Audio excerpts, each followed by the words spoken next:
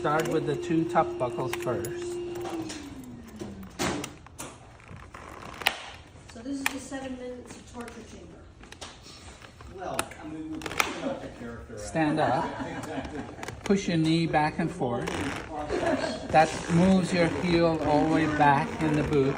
Okay, and then you tighten it some more. So it makes me feel bad. And then my rule of thumb is these should be very loose, the 2 bottom ones. And if you can't close it with your pinky, it's too tight. Okay, those toes are. So at the end of the moment, we will you out. That's how we buckle boots. We'll give you Okay, thanks, sir.